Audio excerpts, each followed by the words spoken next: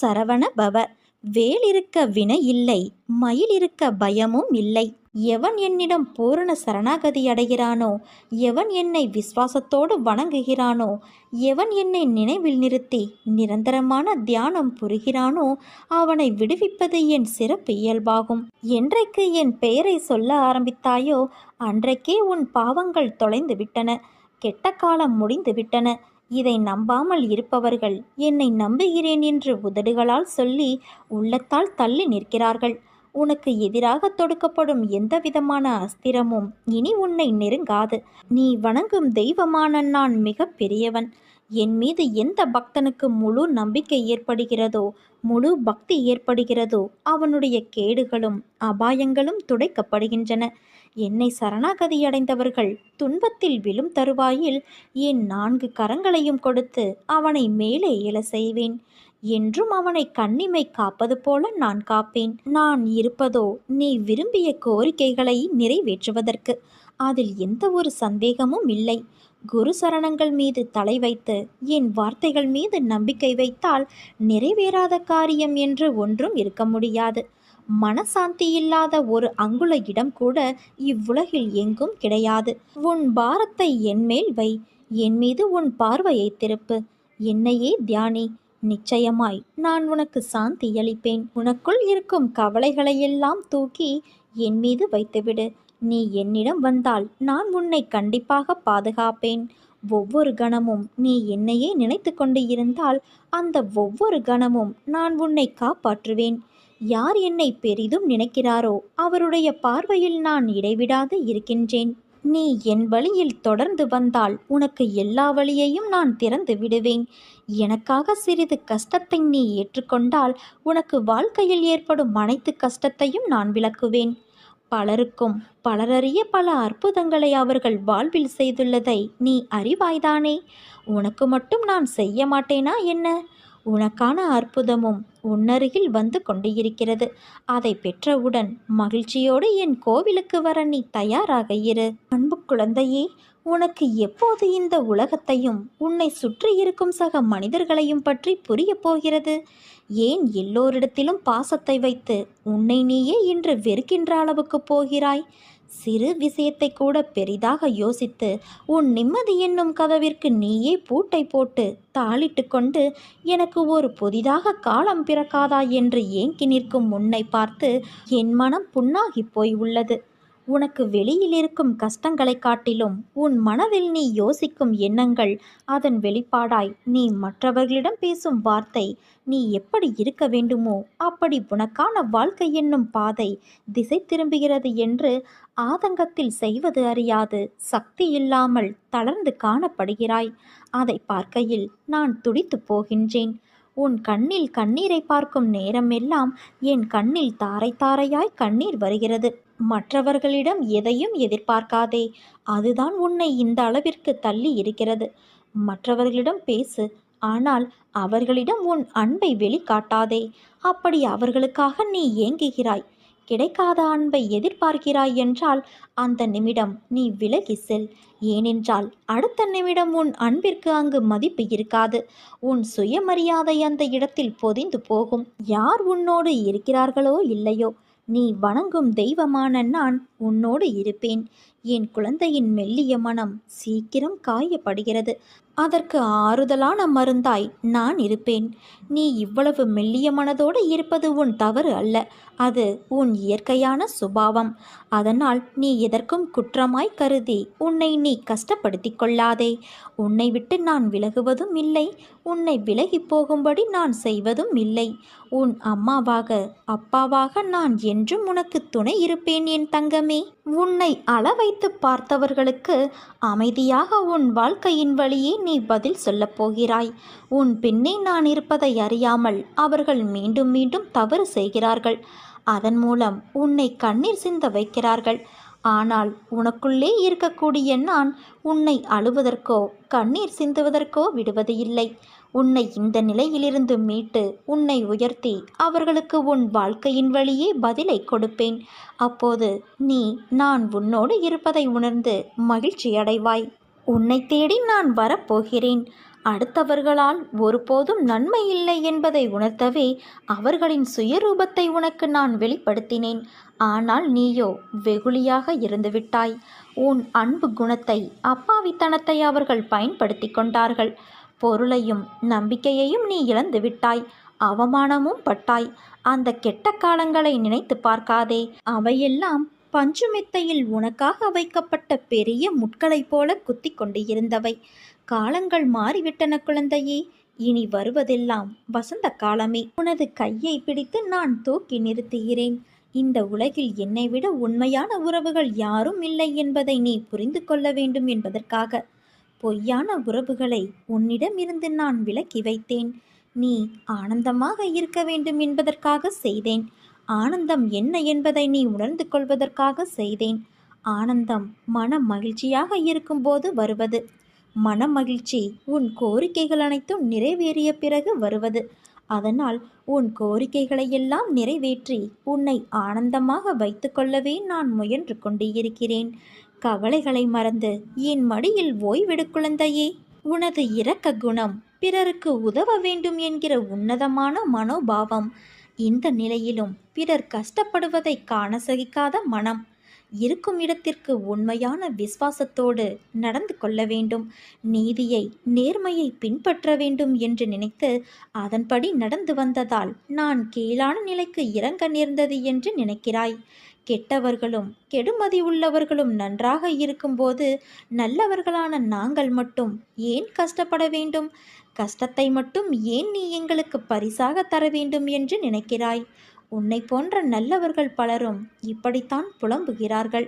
இது இன்றோ நேற்றோ தொடங்கி நடந்து வருகிற விஷயமல்ல. காலகாலமாய் நல்லவர்கள் புலம்புவது தொடர்கதைதான். நல்லவர்கள் தங்களது எஞ்சியுள்ள கர்ம வினைகளையும் தீர்த்துவிட்டு முற்றிலும் சந்தோஷத்தை பெறுவதற்கே கஷ்டத்தை அனுபவிக்கிறார்கள். நான் உன்னிடம் பிரத்யட்சமாக விளங்கவே இந்த தற்காலிகமாக நடக்கும் கஷ்டம். ஏனென்றால் நான் நல்லவர்கள் மனதில் மட்டுமே வாழ முடியும். கெட்டவர்கள் மனதில் எனக்கு இடம் ஏது? இப்படி உன்னை கஷ்டப்படுத்தி நான் வாழ்வதால் என்ன பலன் என்று நீ நினைக்கலாம். நான் உன்னை பக்குவப்படுத்தி பெருமைப்படுத்துவதற்கு இதை உனக்கு வரப்பிரசாதமாக கொடுத்திருக்கின்றேன். உன்னுடைய தகுதிக்கும் தாங்கும் சக்திக்கும் ஏற்பத்தான் கஷ்டத்தை தருகின்றேன். இதை உன்னால் சமாளிக்க முடியும். இறைவனின் மீது நம்பிக்கை வைத்து நமக்குள் இருக்கின்ற தன்னம்பிக்கையை இழக்காமல் மிகுந்த உத்வேகத்துடனும் நேர்மறை சக்தியுடனும் கண்டிப்பாக வாழ்வில் நான் வெற்றி பெறுவேன் என்கின்ற வைராக்கியத்துடன் உழைத்தால் இலக்கை நோக்கி அடைவது எளிதுதானே? சிந்தித்துப்பார். ஒரு முறை சிந்தித்துப்பார். வீழ்ந்தாலும் எழுவேன், உதயமாகும் சூரியனைப் போல பிரகாசமாய். நான் வீழ்ந்து போனாலும் என் முயற்சியால் மீண்டு வருவேன். என்னில் ஒருவன் இருக்கின்றான். அவன் பெயர் தன்னம்பிக்கை. நீ வைரமாக இருந்தாலும் தகுதியற்றவர்களின் கையில் கிடைத்தால் கூழாங்கல் கல்தான். அதுவே நீ கூழாங்கல்லாக இருந்தாலும் தகுதியுள்ளவர்களின் கையில் கிடைத்தால் வைரமாய் மாற்றப்படுவாய். சேருமிடம் பொறுத்தே வாழ்க்கை அமையும். உன்னுடைய முயற்சியை நம்பிக்கையுடன் செய்து பார். உனக்கான சரியான நேரம் வந்து கொண்டு இருக்கிறது. உன் முயற்சிக்கான நல்ல பலன் நிச்சயம் கிடைக்கும். உன் நம்பிக்கையே மாபெரும் சக்தியாகும். செல்வங்கள் இருந்தால் மட்டுமே செல்வ ராஜாவாக முடியுமா? சொல்வளங்கள் இருந்தால்தான் செயலில் வடிவங்கள் காண முடியும். செல்வத்தை வைத்து புறத்தை அலங்கரித்து கொள்ளலாம். அகத்தை சொல்வதை எல்லாம் நல்லதாக சொல்லிப்பார். செல்வத்தை பார்த்து பின்னே படை வர வேண்டும். நேரமும் வாய்ப்பும் எல்லோருக்கும் எப்பொழுதும் இருந்து கொண்டேதான் இருக்கின்றன. முயற்சி எடுப்பவர்கள் மட்டுமே தாங்கள் நினைத்ததை அடைய முடியும். தடைகளையே உற்று பார்க்காதே. அதனால் உன்னால் எதையும் செய்ய முடியாமல் போகலாம். குறிக்கோளை உற்றுப்பார். தடைகள் மறைந்துவிடும். உத்வேகம் தானாக வரும். வாழ்க்கை குத்து சண்டை போன்றது. விழுந்தபோது தோல்வி அறிவிக்கப்படுவதில்லை. எழாத போதுதான் தோல்வி அறிவிக்கப்படுகிறது. விழுந்தாலும் மீண்டும் எழுந்து பார். உன் வெற்றி நிச்சயம். என்னை நினைத்த எனக்காக ஏங்குபவனையும் எதையும் முதலில் என்னை நினைக்காமல் உண்ணாதவன் பாலும் நான் சார்ந்திருக்கின்றேன். யார் ஒருவர் என்னிடம் முழுமையாக சரணடைந்து விடுகிறார்களோ அவருக்கு நான் கடன்பட்டு இருக்கிறேன். அப்படி சரணடைந்தவர்களை மேம்படுத்த வேண்டியது எனது கடமையாகும். அவர்களுக்கு நல்ல உணர்வை தந்து சுயஞானம் அடைய செய்வதன் மூலம் நான் இந்த கடனை திருப்பிக் கொடுக்கின்றேன். நம்பிக்கையோடு செயல்படு. என்னை காணவில்லை என்று கலங்காதே. உயிரை யாராலும் காண இயலாது அல்லவா? ஆம், நான் உன் உயிரோடு கலந்தவன் என்பதை நீ உணர்ந்து செயல்படு. உன் தகப்பனாக சொல்கின்றேன். இனியும் நீ பயப்படாமல் இரு. இனி நீ ஏமாற மாட்டாய். நீ உன்னுடைய வாழ்க்கையில் ஜெயிக்கப் போகிறாய். உன் காலம் வரும் வரை பொறுத்திரு. உனக்கு திரும்ப திரும்ப வலியுறுத்துகிற ஒரே விஷயம், கஷ்டம் என்பது உனக்கு மட்டும் நிலையானது அல்ல. உலகில் பிறந்த எல்லோரும் பல சூழல்களில் அனுபவிக்கப்பட வேண்டிய ஒன்று அது. அதை வாழ்வில் சமாளிக்க தெரிந்தவர்கள் விதியை இறைவனருளால் மாற்றி வாழ்க்கையில் உயர்ந்துள்ளார்கள். இதனால்தான் நான் உன்னை கவலை கொள்ளாதே, இந்த நிலை நிச்சயமாக மாறும் என்று கூறுகிறேன். ஆனால் நீயோ அதை புரிந்து கொள்ளாமல் நம்பிக்கையின்றி எந்நேரமும் கவலைப்பட்டு கொண்டே இருக்கிறாய். பயந்து தளர்ந்து தன்னம்பிக்கை இழந்தவர்கள் தோற்று போவார்கள் குழந்தையே. வாழ்க்கையில் ஜெயிப்போம் என்ற நம்பிக்கையோடு செயல்படு. இன்று இல்லை என்றாலும் நாளை நீ நிச்சயம் வெற்றி பெறுவாய். உள்ளத்தாலும் உடலாலும் நீ ஓய்வின்றி உழைக்கிறாய். அதற்கான பலன் நிச்சயம் ஒரு நாள் உன்னை வந்து சேரும். நீ வாழ்க்கையில் உயரப் போகிறாய். உறக்கச் சொல், இந்த உலகமே உனக்குத்தான். என் ஆசிர்வாதங்கள் என்றும் உனக்கு துணை நிற்கும். என்னுடைய தராசு தட்டுக்கள் யாருக்காகவும் இறங்குவதும் இல்லை, ஏறுவதும் இல்லை. நல்லவனோ கெட்டவனோ அதை நான் பார்ப்பதும் கிடையாது. என்னை நம்பி முழுமையாக சரணடைந்து விட்டவர்களை நான் புறம் தள்ளுவதும் இல்லை. அவர்களுடைய அனைத்து விஷயங்களுக்கும் நான் பொறுப்பேற்கிறேன். அவர்களை காப்பது என்னுடைய வேலை. அவர்களின் நன்மை தீமை கணக்கை பார்த்து காப்பாற்றும் தன்மையுள்ளவன் அல்ல நான். அதை வேறு ஒருவன் பார்த்து கொள்வான். அதற்கேற்ப பலனும் தருவான்.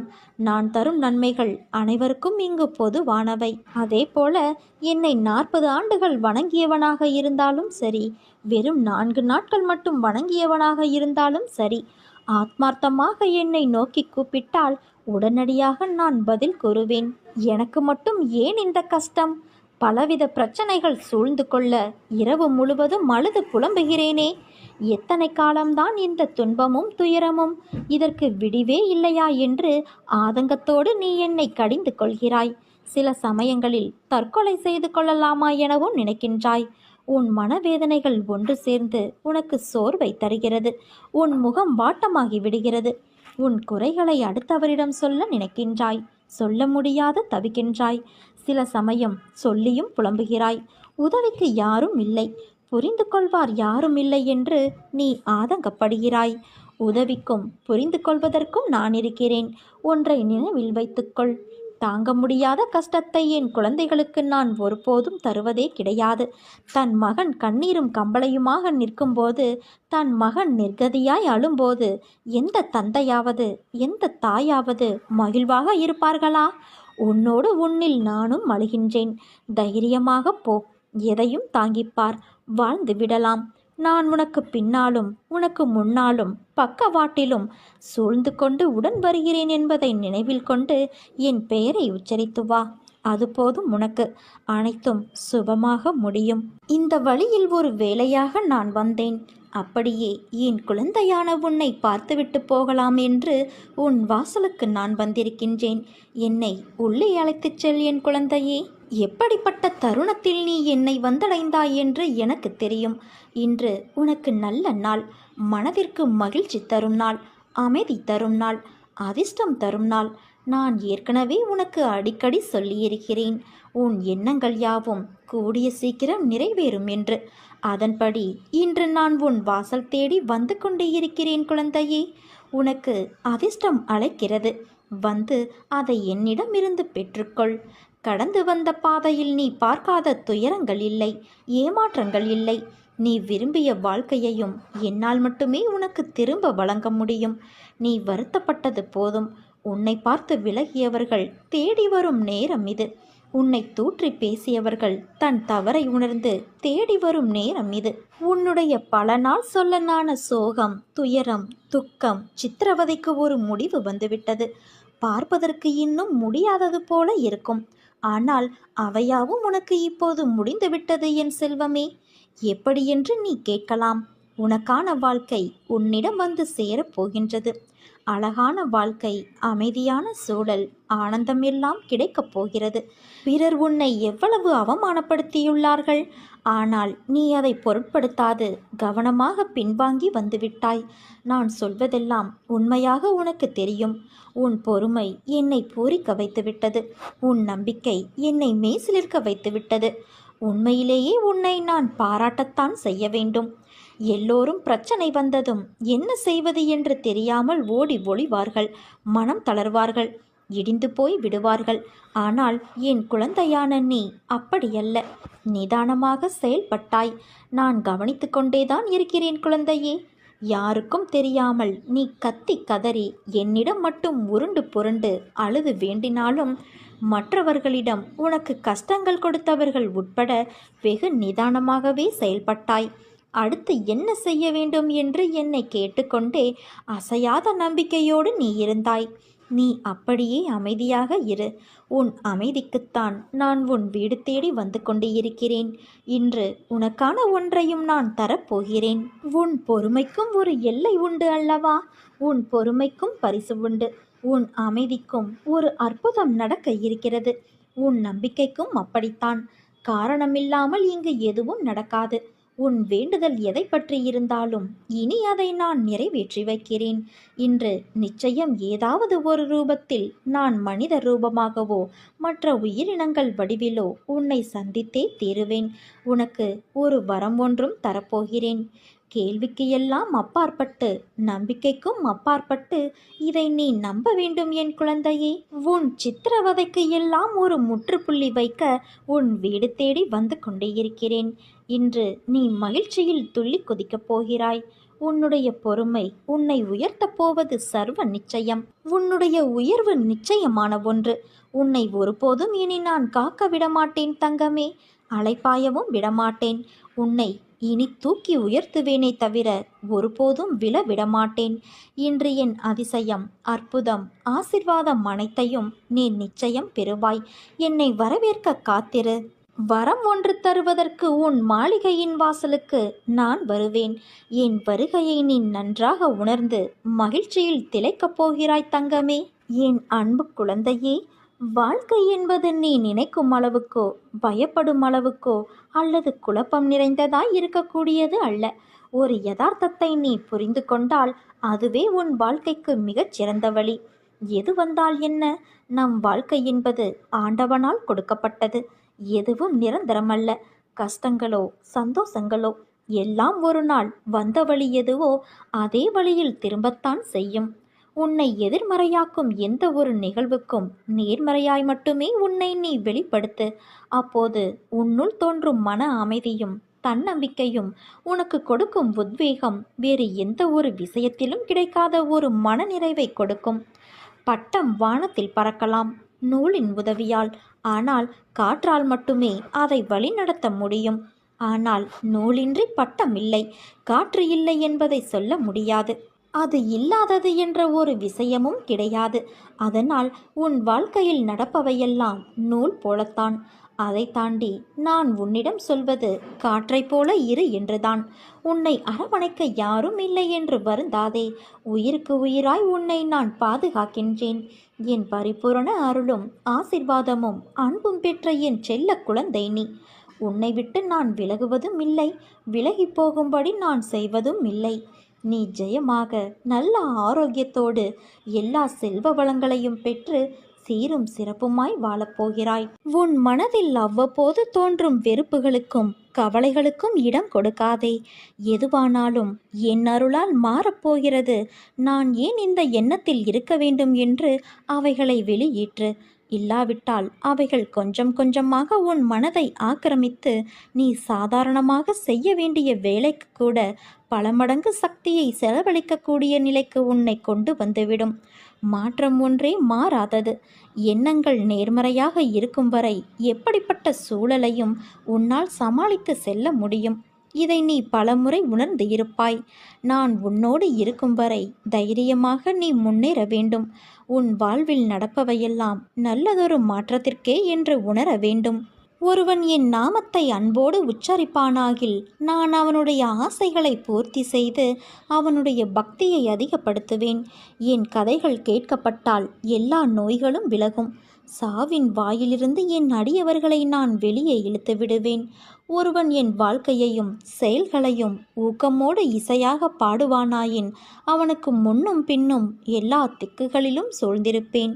என் லீலைகளை எவனாவது இசைப்பானாயின் அவனுக்கு எல்லையற்ற பேரின்பத்தை நல்கி என்றும் நிலைத்திருக்கும் திருப்தியையும் அளிப்பேன்.